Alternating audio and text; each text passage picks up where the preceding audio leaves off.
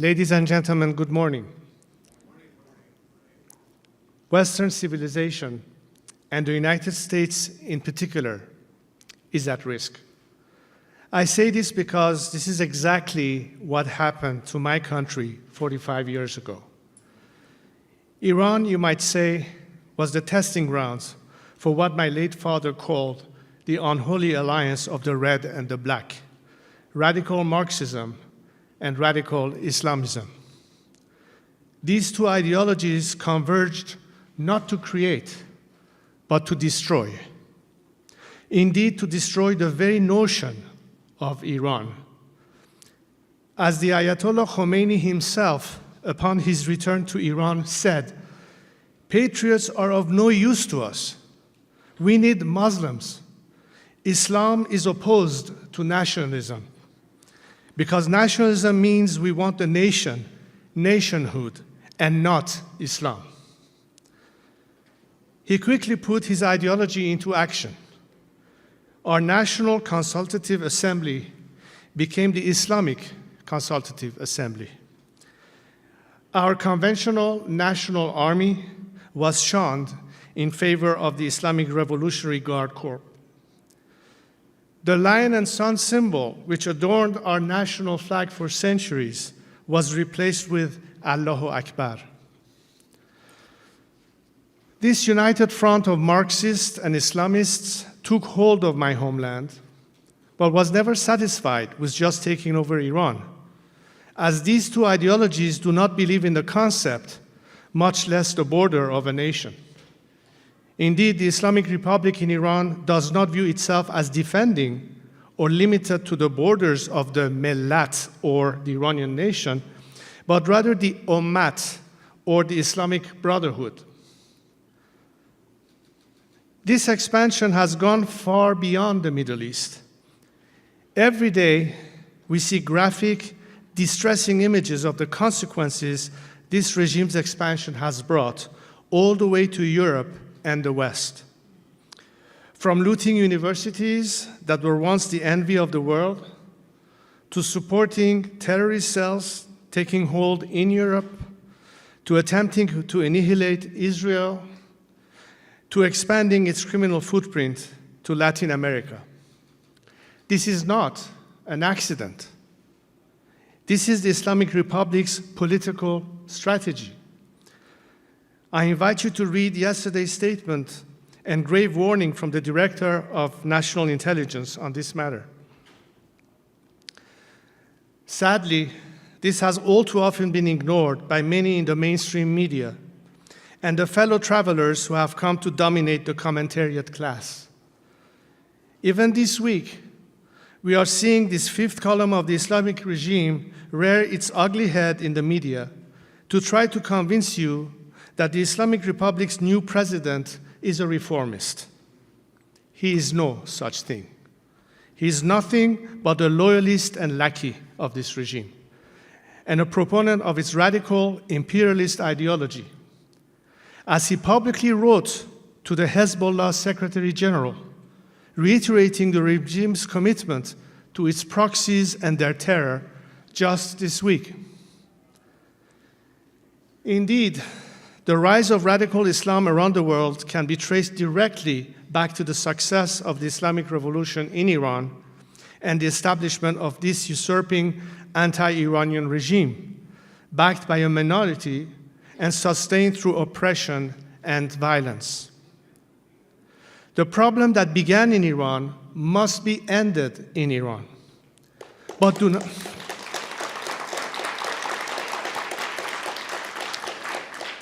do not mistake this as a war between Iran and the West, nor a call for one.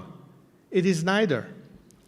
This is not a conflict between nation states, but the war of a radical internationalist ideology on all nations, from the Iranian nation to your own.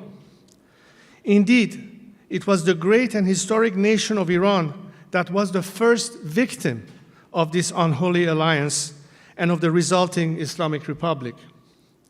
For 45 years, Iran has been taken captive, and my compatriots have been held hostage. They have been held hostage not by American sanctions or Western policies, but by radical Islamism.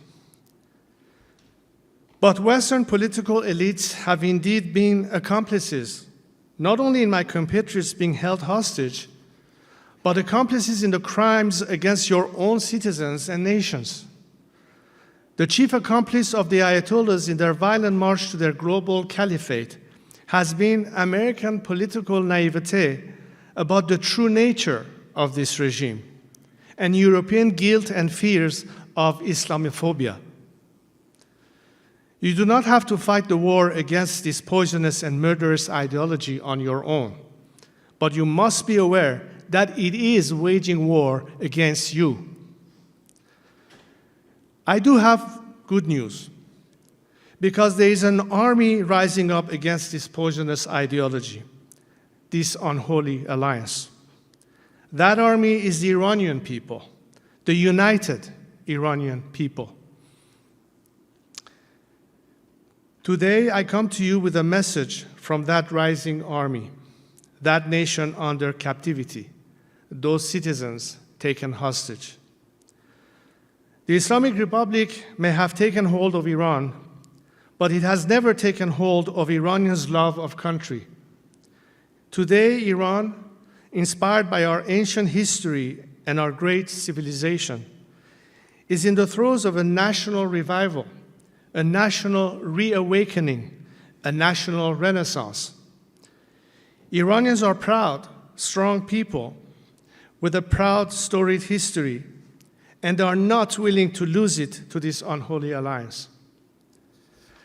As my compatriots on the streets or at the tomb of Cyrus the Great chant, we will fight, we will die, we will reclaim Iran.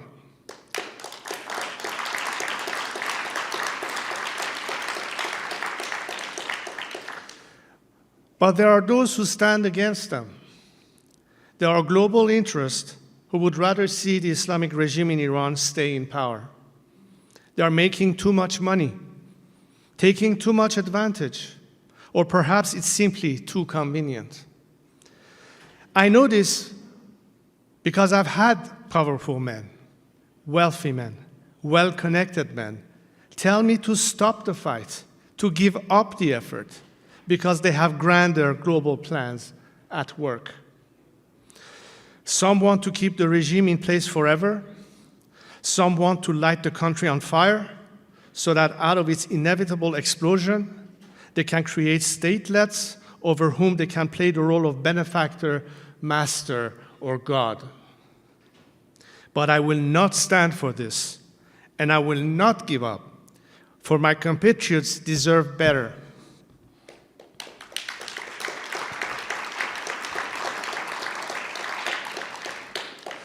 But do not be mistaken. This national reawakening is an Iranian project, not something to be cooked up in Washington, London, Berlin, or Paris. So why am I here with you today? I am here with a message from my compatriots, a message from the Iranian nation. My friends, the people of Iran would like to see you in the United States as a partner. Their message is that they seek not an entangling alliance, but an alliance of shared values and mutual interest, one which will serve Iran's true national interests and your own. Indeed, Iran is one of the few foreign policy questions where the United States can squarely align its interests with its values. While its dictator has attempted to brainwash Iran's youth with daily calls of death to America, my compatriots take to the streets and say, death to the Islamic Republic. And our enemy is right here. You lie when you say it's America.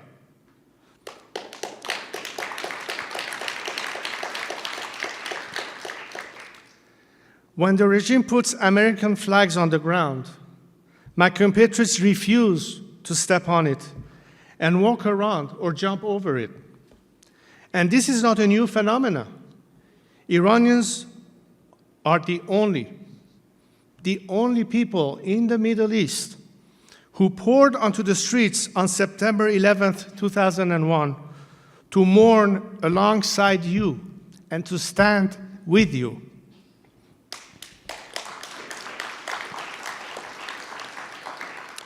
They have continued to see both their compatriots and yours killed in aimless conflicts the Islamic Republic has brought about in the Middle East. And they are offering you a solution to free yourselves of these conflicts, rebalance the region, and solve the issues of the Middle East with a Middle Eastern solution. Because while the Islamic Republic seeks to spread its radical caliphate across the region, my compatriots denounce this imperialism and respond with shots of neither Gaza nor Lebanon, my life is only for Iran.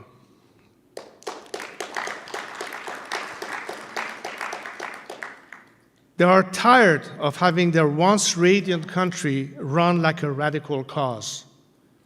They want a government that cares for its own and does not spend blood or treasure meddling in foreign wars as it has in Syria, Iraq, Lebanon, and Yemen. They want to return Iran to being a nation state, as we have been for more than 2 millennia. How can all of this happen? My friends, we are not seeking your intervention. We are not seeking your charity. I am not here to ask for your permission to get rid of the Islamic Republic, nor am I here to ask you to do it for us. The true Iran, the ancient Iran, and the soon-to-be free Iran doesn't seek your patronage. It seeks your partnership. It doesn't seek your funding. It seeks your friendship, because our interests are aligned in the most unique of ways. So, as opposed to the growing threat of this unholy alliance of the red and the black, what, my friends, might a partnership with the Iranian nation look like? What will it look like when the sovereignty over our ancient nation is returned to its true sovereign, the Iranian people? Iran will once again be the anchor of peace and stability in the Middle East, so you can finally bring your boys and girls home from faraway lands, but with dignity.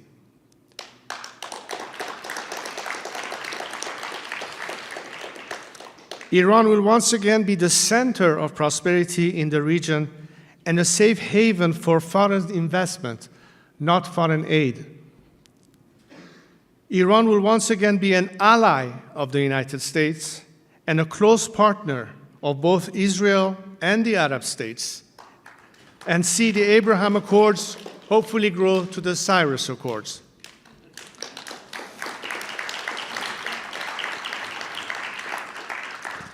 Iran will once again be the engine of progress, the defender of freedom and righteousness, not the spreader of terror and evil.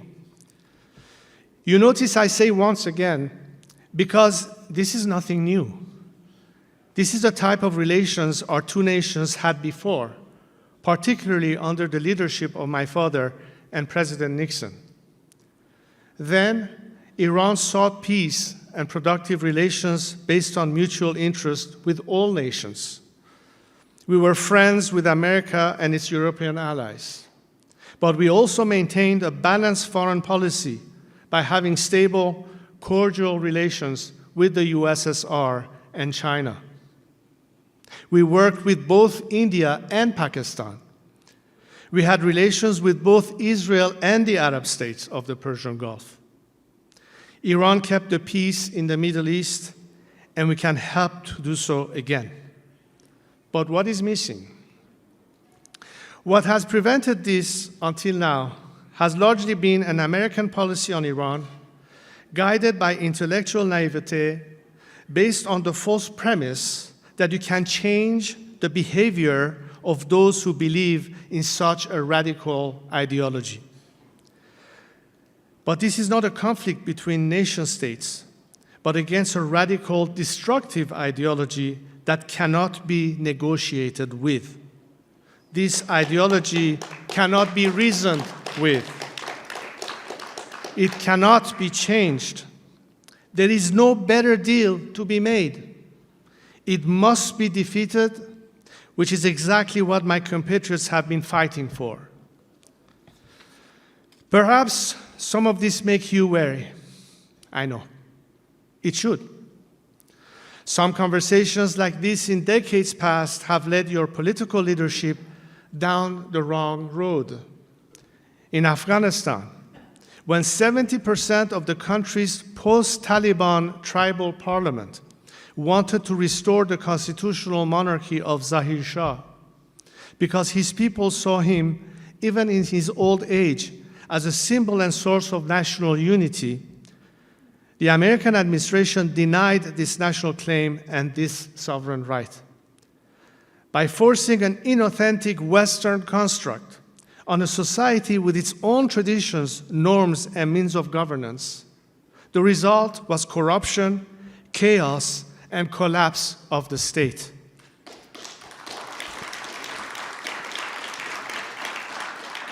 It was a devastating mistake, the consequence of which we continue to see today. This did not achieve security for America, nor was it successful in defending your values. Today, terrorist attacks are once again launched from Kandahar, and women are once again enslaved in Kabul. Because although America's aims may have been well-intentioned, the failure to listen to Afghans led it down a road to hell, paved with those very same good intentions. Only a few years later, in Iraq, Washington's political elite's arrogance and ignorance subjugated Iraqi national interest and sovereignty to small-minded sectarian interests that not only failed to unite the country, but further divided it. Citizens of Iraq were forced to see themselves not as Iraqis first and foremost, but as members of their religious sect, their ethnic group, or their clan, before seeing themselves as co-equal citizens of their nations. And let us not forget that all of this was brought about with military force. Let me make myself clear. That mistake should not be repeated in Iran, and I will not stand for those radical few who might advocate it, Iranians or Americans.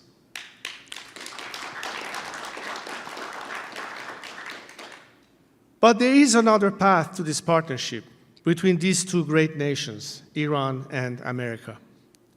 A path that rejects appeasement of the radical Islamists who have taken Iran hostage and are taking their war to you, right here on American soil.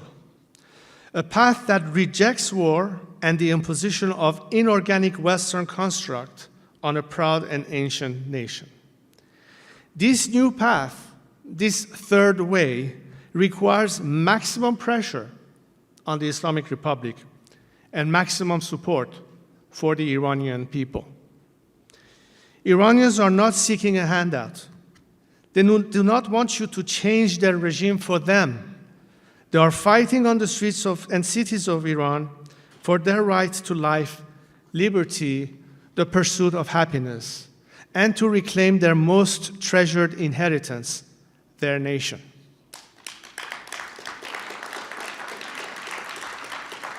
What they want is for you to stop emboldening their captors and killers by sending them billions of dollars. And as opposed to bring about peace through strength, bringing about chaos through weakness and appeasement.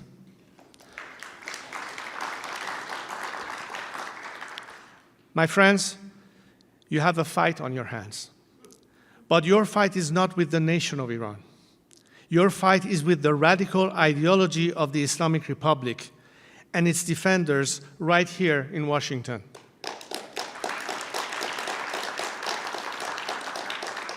But you are not alone in that fight, because it is the same fight Iranians are fighting every day on the streets of my country. In the fight between the Islamic Republic and Iran, my compatriots have chosen to step forward, to accept the call of history, and fight to reclaim their nation. So have I, and I hope you will join us. For as Burke said, when bad men combine, the good must associate, else they will fall one by one.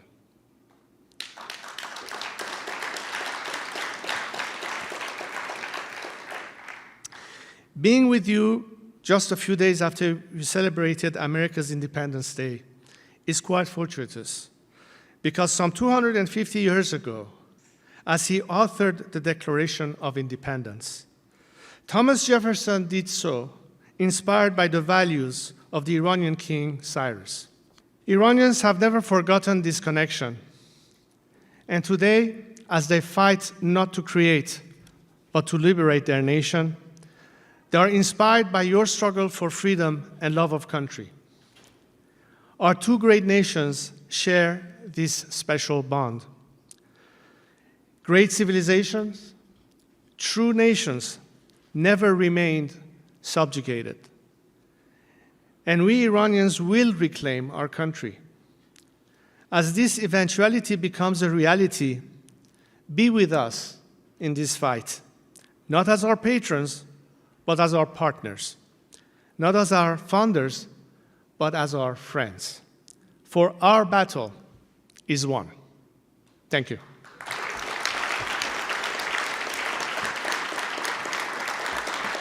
Thank you very much.